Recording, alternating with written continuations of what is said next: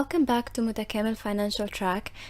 In the previous lecture, we had started discussing the configuration for the general ledger system, and we're still pretty much on that. So right now we're gonna start talking about validation date, and this is basically used once while you're setting up the system for the first time in order to decide on the financial and the accounting periods that are going to be used in the facility.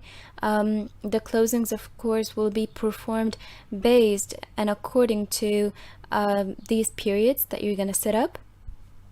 Then the financial position is identified, and also an assessment of the facility's activity during that period. The screen can be used in the way that that basically fits the size and the type of the activity, and the financial and accounting periods chosen in the screen will be the base of identifying and proving the financial and accounting movements and transactions. So the system lets the user create financial periods within the year, however suits the business. You can start the financial periods monthly according to the dates of your choice. For example, the financial month can start on the 10th and end on the 9th. And well, of course, it's going to end on the 9th of the following month, and so on. So you will need to make sure that you're setting up the financial periods very accurately, because later on, actually, you're not going to be able to edit that in the future once you've used the system. So first, you need to select whether the financial period is going to be monthly or periodic. Monthly is pretty self-explanatory. The financial period starts at the 1st of the month and ends by the 30th or the 31st. But if you start the financial period on the 10th of the month, it will close on the 9th of the following month. Periodic, however, allows the user to select the exact start and end dates of the financial period. In to and from, you can enter these days, basically these dates, day, month, and year. And in this table, you will see the financial periods that make the financial year based on your entries.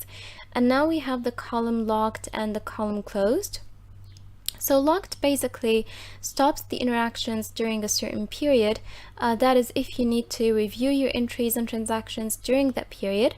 Closed, however, is used to close a period and consequently post all of the balances to the following financial period. Don't forget to save, of course, after you've accurately made your selections. We'll move on to accounts group screen. This one is used to create groups for accounts that sort of go together, so that later on when you enter the chart of accounts, you'll be able to see multiple accounts that belong to different main accounts, and they will be all in one group. That is if they go together, of course, or if the kind of activity that is on these accounts is sort of linked. This is an optional screen, by the way, so you're not obligated to collect a bunch of accounts together in the same group, but if you're going to use it, well, you can do that. So for example, you can create a group for all of your vendors' accounts or customers' accounts, and this creates a type of accounts that basically go together, and later on you can view reports for these separate accounts, like trial balance based on the group, of course. So it's basically like you're creating types for your accounts. To use the screen, first you will click on add. The group number is going to be added automatically. Enter the group name. And as for shareholders, it's a variable that you can activate if you're creating a group for your shareholders' accounts. Do not forget to save also before you exit, so that your changes would not be discarded.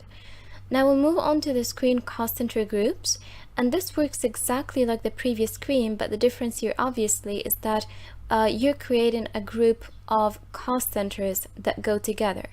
This is also optional. You're not obligated to collect a few cost centers together in one group. To use this screen and create a cost centers group, click on add. Group number is going to be automatic. You will just need to enter the group name, and that's it.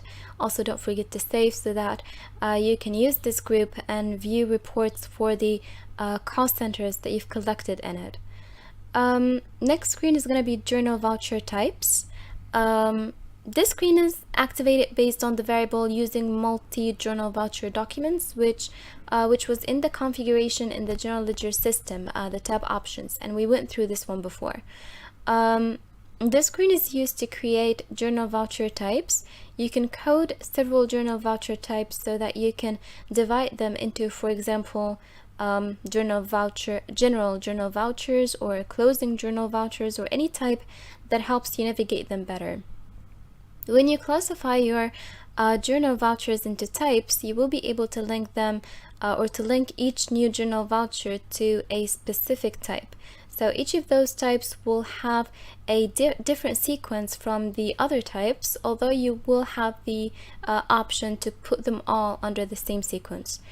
Creating different types also helps the user later on view reports based on the type. So if you want to go ahead and create a new type, just click on add, enter the name, and document number is going to be automatic, and in serial number you can select whether you want a new sequence for this type or if you want to add it to an existing sequence. If, for example, we select serial number 1 for this type and we have already selected serial number 1 for an older type, then both of them will have the same sequence.